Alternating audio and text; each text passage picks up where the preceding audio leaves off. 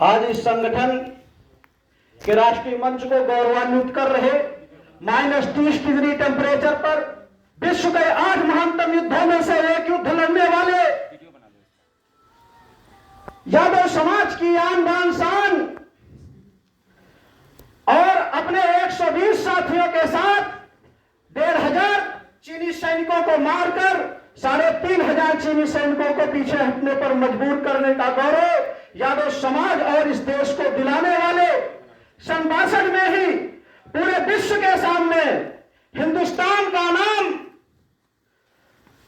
पूरे विश्व के सामने हिंदुस्तान का नाम बहादुरी में लिखवाने वाले हमारे यादव समाज के योद्धा और 114 जवानों के शहादत, शौर्य और पराक्रम के तथा उनकी बलिदान के अंतिम गवाह आदरणीय रामचंद्र यादव जी का हार्दिक स्वागत एवं अभिनंदन करता हूं तथा यादव समाज के दुख दर्द को अपना दुख दर्द समझने वाले जंतर मंतर पर अपने संगठन के तमाम साथियों के साथ अहिंद रेजिमेंट आंदोलन की मुहिम को देने वाले वह इस रेजांगला पर्व को यादव शौर्य दिवस नाम देकर आज अपना 14वां वर्ष मना रहे यादव समाज के गौरव आदरणीय राष्ट्रीय अध्यक्ष माननीय विजेंद्र यादव जी व उत्तर प्रदेश अध्यक्ष माननीय प्रवीण यादव जी या रास बिहारी यादव जी व तमाम साथियों का मंच पर उपस्थित समाज के सभी स्वाभिमानी साथियों का हार्दिक स्वागत अभिनंदन करता हूं।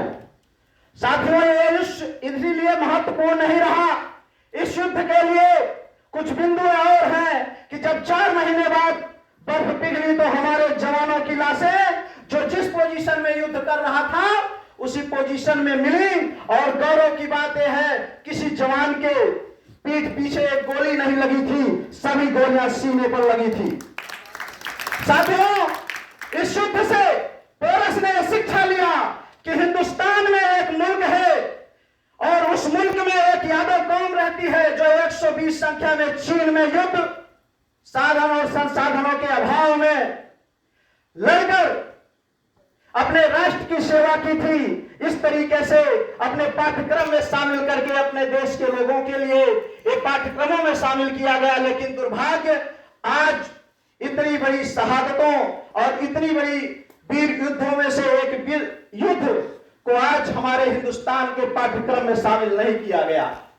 साथियों, इसी युद्ध के बाद हिंदुस्तान पर 3:30 बजे अटैक करने के लिए चीनियों ने जब सीमा समझौते में माफीनामा लिखा था तो हमें वीर अहिर शब्द से संबोधित करके इस मुल्क से माफी मांगी थी।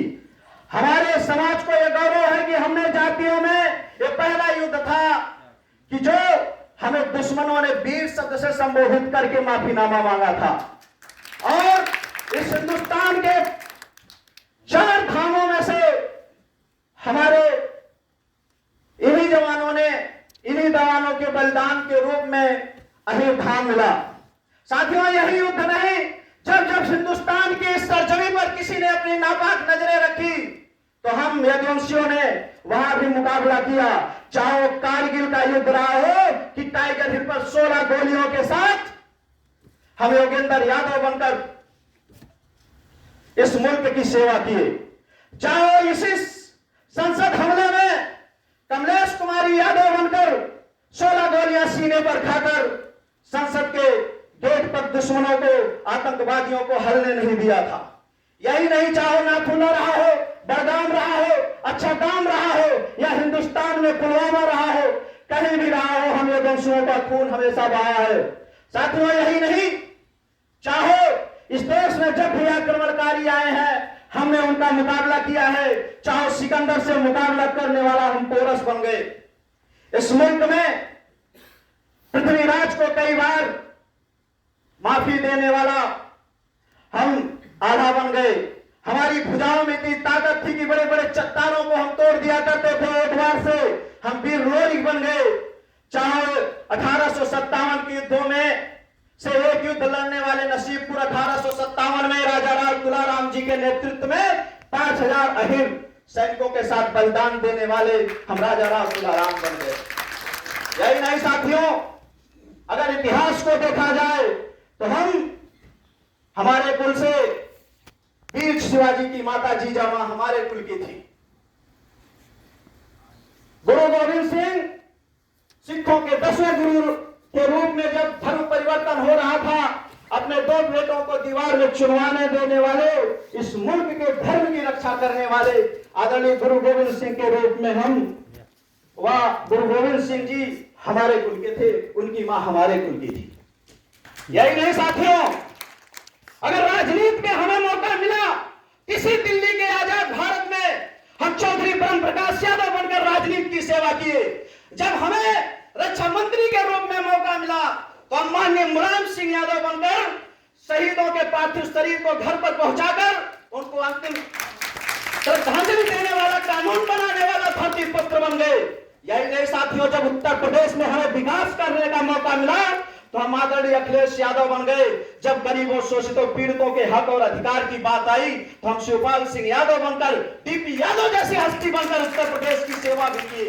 यही नहीं साथियों, जब बिहार में राजनीति की बात आई हम शेरे बिहार आदरणीय लालू प्रसाद यादव बन गए। युवा राजनीतिक चेहरे तेजस्वी यादव बन गए। जब बाढ़ पीड़ितों से लेकर गरीबों, शोषितों, पीड़ितों की बात आई तो हम पप्पू यादव और राजेश रंजन बनकर इस मुल्क में सेवा किए। लेकिन साथियों, दुर्भाग्य इस देश का कि इतिहास जानता है 5,000 की सभ्यता में सबसे ज्यादा बलिदान और शहादत मेरा है। 4,000 से ज्यादा इस देश में मैंने राज किया है और आज हमारा राजनीतिक शोषण करके, हमारे अधिकारों का उल्लंघन करके हमें पिछड़ी जातियों और 5 किलो राशन पर जीने को मजबूर कर दिया गया। लेकिन दुर्भाग्य है कि हमारा समाज चुप होकर इसे सहता रहा। सबसे ज्यादा इस मुल्क में अपनी कौम से जितना कुछ चाहिए उससे ज्यादा हमने दिया। जहां 1 स्तर की बात आई हमने 10-10 स्तर कटाए हैं। लेकिन जब अधिकार और सम्मान की बात आई तो हमें हमारा रेजिमेंट नहीं दे गया। रेजिमेंट हमारा गुरूर है, हमारा अभिमान है, हमारा अभिमान है, हमारा हक है। साथियों, यही नहीं, आज 31 रेजिमेंट जाति धर्म के नाम पर है। जब हमारे संगठन ने जंतर मंतर पर कई बार गिरफ्तारियां दी राष्ट्रीय अध्यक्ष जी के नेतृत्व में, तो रक्षा मंत्रालय ने एक जवाब दिया साथियों कि जाति के नाम पर कोई रेजिमेंट नहीं मिलती, तो मिलेगी क्यों? आज दुर्भाग्य भी है, या दुर्भाग्य कहें या गर्व कहें, मुझे समझ में ही नहीं आता। क्योंकि जवान तो देश का होता है, शहादतें देश के लिए देता है।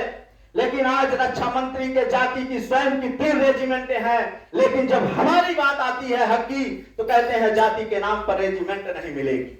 और दूसरी बात यह है साथियों कि हमें आज राष्ट्रपति जी की सुरक्षा में हक नहीं दिया गया। जाट, सिख, राजपूत को तो दिया गया।